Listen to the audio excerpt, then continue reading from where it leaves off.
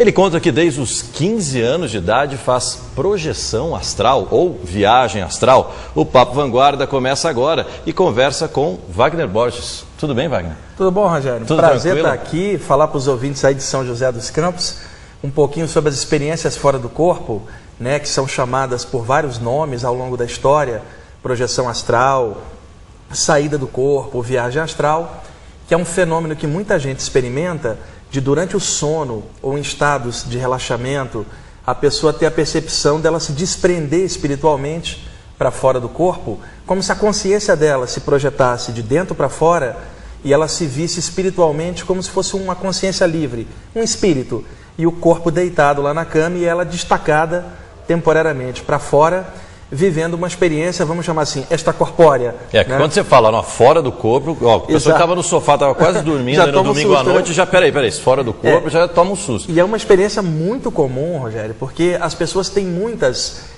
sensações que elas não conseguem explicar. Então, muita gente acorda no meio da noite, depois de algumas horas de sono, e experimenta sensações tipo as seguintes: a pessoa acorda e não consegue se mexer, é muito comum.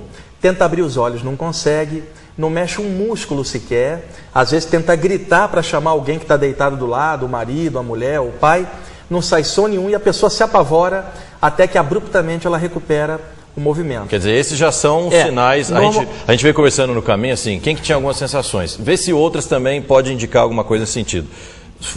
Sonhar que está voando, sonhar que está caindo. São sensações bem típicas, mas tem que separar, porque o sonho é uma coisa totalmente diferente de uma experiência fora do corpo. Porque o sonho ele acontece dentro do cérebro e essa experiência acontece para fora do cérebro. Então, por exemplo, algumas sensações tipo, você está cochilando, quase caindo no sono, entre a vigília e o sono, e você toma um solavanco, sensação como se você estivesse caindo. É bem típico de um deslocamento dessa sensibilidade.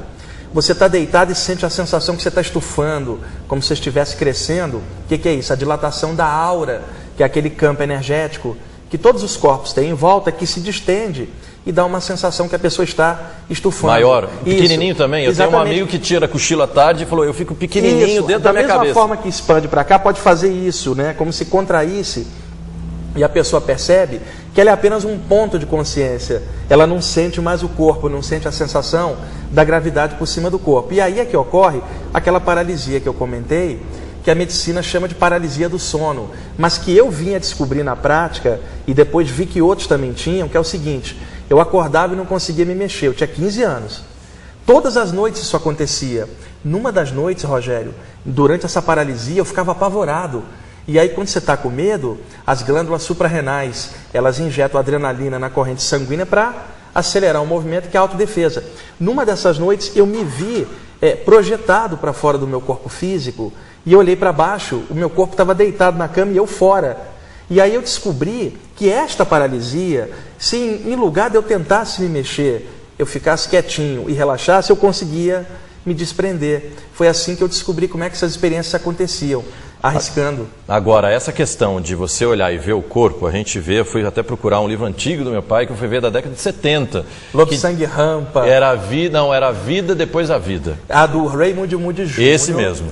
E aí conta que são as experiências de quase morte. Aí no caso... Isso é muito comum, ver, tá no hospital, tá muito doente e tal, olha lá. Na década de 70, esse médico, um psiquiatra americano, o Dr. Raymond Jr., ele foi pesquisar pacientes que tinham tido parada cardíaca e o médico conseguiu trazer de volta.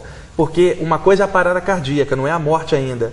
Porque depois que o coração para, o cérebro ainda vive alguns minutos. Se você ativar o metabolismo antes que o cérebro morra por falta de ar e sangue, a pessoa volta.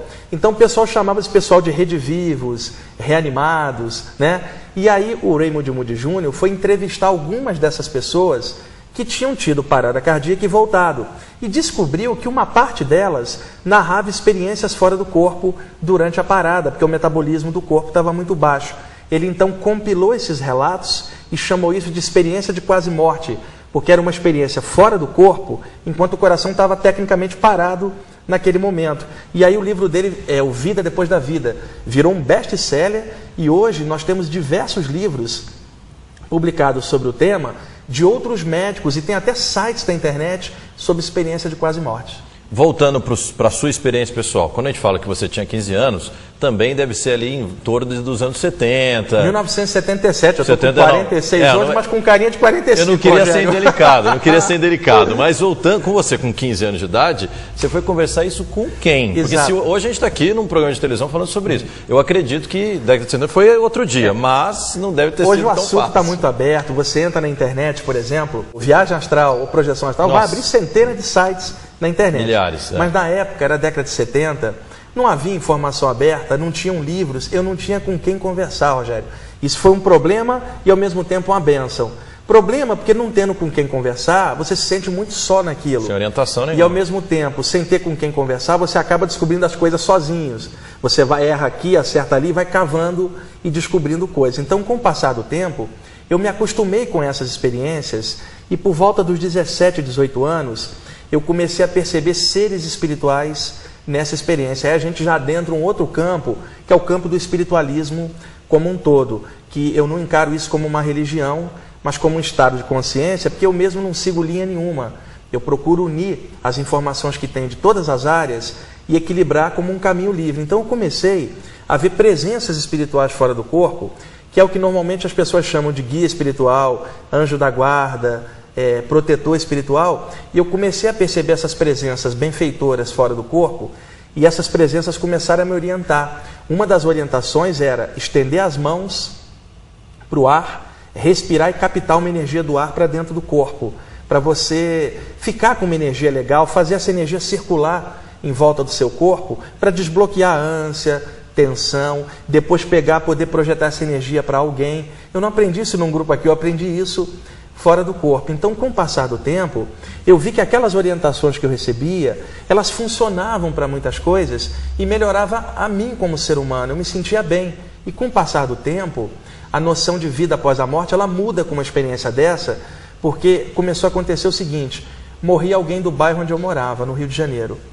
Passavam-se algumas noites, eu tinha essa experiência fora do corpo e encontrava o espírito da pessoa fora do corpo vivo, Rogério, como nós dois estamos conversando aqui. Que era alguém que também estaria projetado, é isso? Alguém já desencarnado. Que já tinha morrido aqui na Terra. E aí eu comecei a entrar num conflito, porque se eu via a pessoa que tinha morrido viva em outro plano, o que adiantava eu ir no enterro do lado de cá se ela estava viva do lado de lá? Então isso mudou minha perspectiva em relação à vida após a morte, porque, por exemplo, eu já não ficava pesaroso quando algum amigo, algum parente morria, porque havia a possibilidade de eu encontrá-la em espírito durante essas experiências. E o mais legal é que, como eu era muito jovem, ao mesmo tempo que essas experiências foram acontecendo, o lado humano ia se desenvolvendo. Eu, como pessoa, eu ia à praia, ia ao cinema, namorava, gostava de rock, coisa que eu continuo fazendo até hoje, namorando, gostando de rock. Eu gostava muito de Yes, Pink Floyd, Genesis, coisa elaborada da época. Vocês viram que ele é da década de 70 mesmo, né? E acontecia o seguinte: muitas vezes tinham músicas do Yes que tinham solos instrumentais muito grandes, Rick Wakeman, Pink Floyd. Eu deitava para ouvir música e a música me relaxava profundamente, um solo de guitarra, um teclado, e aí eu tinha experiências fora do corpo escutando Yes ou Pink Floyd na década de 70. Então, essa saída, Wagner, daqui a pouco a gente entra nessa questão mais espiritual aí, que também tem quem estava no sofá, que não estava mais cochilando, já tomou outro susto. Eu queria espero que esteja até acordado para prestar atenção no papo, né? Vamos para o detalhe técnico mesmo. Você está lá tirando seu cochilo ou deitado na sua cama para dormir. Você tem a sensação clara que você está saindo do corpo, você vai olhar para o seu corpo, isso não pode provocar um certo desespero nas pessoas, justamente por causa dessa relação com a morte? Inicialmente, sim. Se a pessoa não conhece bem o assunto, e é muito comum, por exemplo, eu tenho um site enorme na internet, eu recebo muitos e-mails e um programa aqui na Rádio Mundial em São Paulo sobre o tema. A quantidade de pessoas que experimentam essas experiências é muito grande, Rogério. E tem poucas pessoas falando claramente. E naturalmente, que cada um dá um palpite a partir daquilo que sabe. Então um chega e fala: ó, esse é o diabo que está te pegando. O outro fala assim: você deve estar pirando. O outro fala assim: ó, você é médium. O outro fala assim: você está usando alguma coisa, uma droga. Está usando um baseado, vai fazer yoga. Então a proposta que eu tenho é uma proposta mais livre, mais humana. Tipo, está acontecendo isso com você. Vamos ver como é que isso se desenvolve. Agora, seu caminho espiritual é o seu. Eu não tenho o direito de dar palpite. Como é que você deve levar a sua experiência? Eu posso te explicar como é que ela ocorre. Agora, a vivência, a espiritualidade disso, seu time de futebol, sua política é com você. Aí alguém pergunta: qual é o melhor caminho espiritual? Eu sempre falo: o seu. Aquele que te faz bem, que não é exatamente o meu ou de outro. Então, ao colocar isso de forma aberta para as pessoas, né? Alguém de repente fala, poxa, eu me vi fora do corpo e vi o meu corpo deitado. Se ela não teve acesso a uma informação dessa, ela pode achar que está pirando ou que ela está morrendo. Que muitas cartas que eu recebo, muitos e-mails, são de pessoas relatando essas coisas. E é legal ter gente falando disso na internet, na televisão, uma entrevista dessa, ela é muito útil.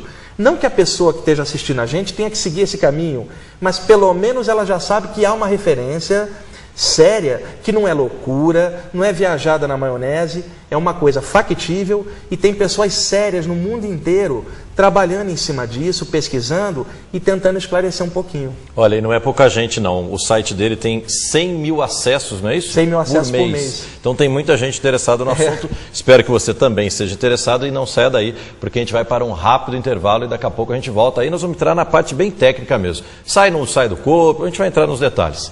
Não saia daí, um instante só.